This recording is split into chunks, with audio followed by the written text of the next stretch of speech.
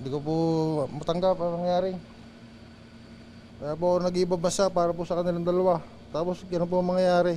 Hindi nila itago ng OFW na si Danmark Masongsong ang nag-uumapaw na kalungkutan nang humarap sa mga miyembro ng media kanina sa kauna-unahang pagkakataon. Anya, di pa rin niya matanggap ang sinapit ng kanyang 4 na taong gulang na anak na si Malia, isa sa mga napuruhan kahapon sa NAIA.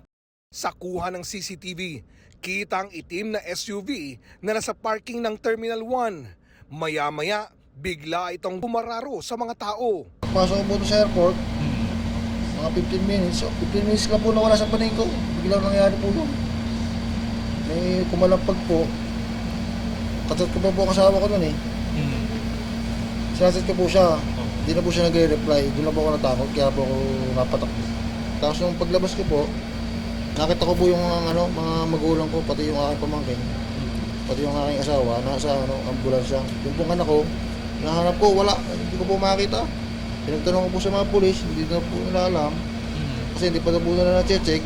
Pero pagtingin ko po doon sa ilalim ng sasakyan, yun, hindi ko na po nakita. Anya, balak pa naman sana niyang tapusin lang ang 2 taon at pumirmi na sa Pilipinas para sa kanyang mag-ina. Pero ngayon, wala na ang kanyang anak habang nasa ospital ang kanyang may bahay. Magne-negosyo na po sana kami pagbalik ko. Ang sabi niya sa akin, Daddy, ikaw na mag-aatid sa eskwela sa akin. Kasi hindi ko pa yan hindi ko pa naihatid sa eskwela kasi lagi ako nasa ibang bansa.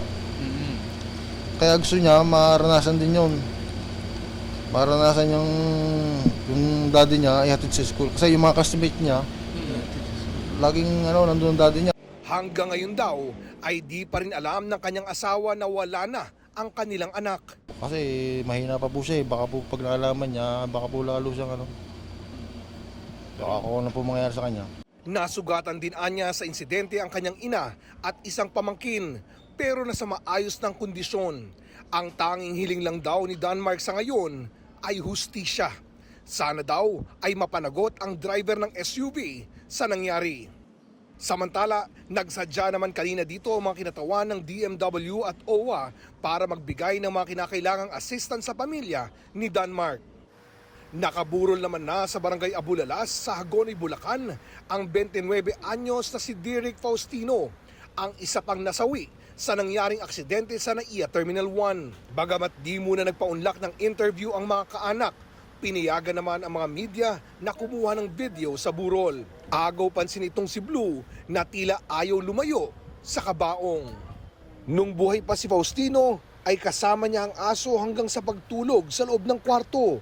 Papunta sana ng Dubai si Faustino para sa isang business trip.